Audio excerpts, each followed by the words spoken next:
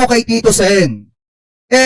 Dapat panahon na para buhayin na ito pong Chacha or ito pong charter change or itong Chacha economic provision, mga kababayan. Nang sa ganon, mabago na po yung mga depekto doon po sa 1987 Constitution. Kasi alam naman po talaga natin na may mga butas pa rin talaga sa saligang batas. Lalo na yung 1987 Constitution kasi medyo may katandaan na, mga kababayan, at kailangan na baguhin o amyendahan na. Kasi nagagawa nga ng Korte Suprema, mga kababayan, nagalawin yung sinasabi ng saligang batas pagdating po sa issue ng impeachment, lalo na nung si Sara Duterte na ang pinag-uusapan. So ngayon, ayon po kay Senate President Soto, pabor sa Chacha matapos daw po madismaya sa desisyon ng Supreme Court, kaugnay daw po ng impeachment versus VP Sara Duterte. So wait, i-play po natin. Kasi ang nakikita ko na outright solution dito, which could not be called outright, palitan na natin konstitusyon. Tama! Baguhin na natin.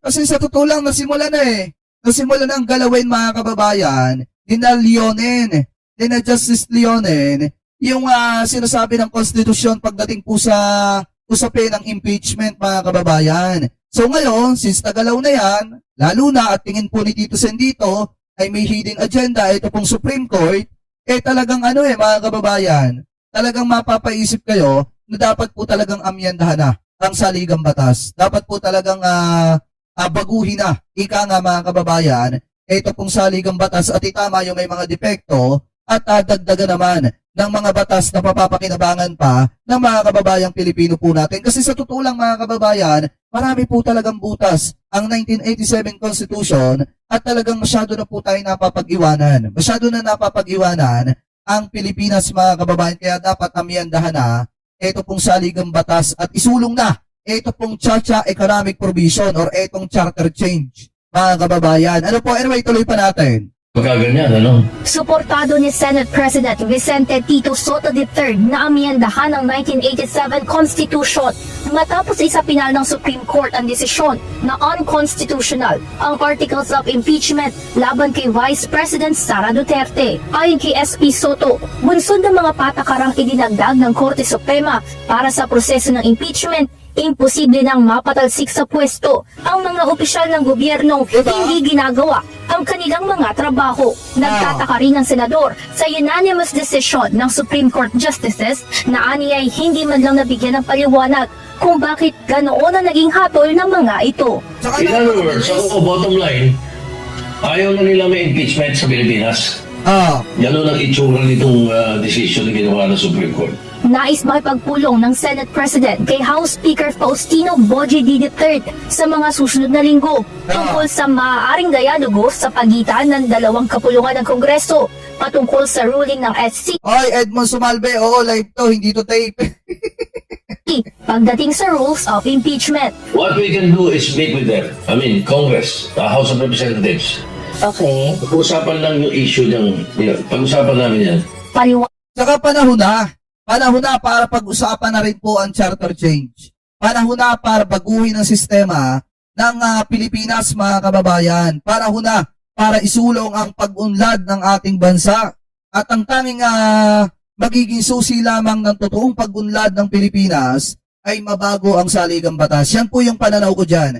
Mga kababayan, dapat isulong na sa panahong ito ngayon yung Chacha economic provision. Wanag nito, hindi siya inisyal na pabor sa charter change o Chacha. Ngunit kung ganito ang nangyayari, susuportahan niya ang mga udyok para amyendahan ang konstitusyon. Samantala, nilinaw naman ng senador na walang kinalaman ang kanyang posisyon sa impeachment.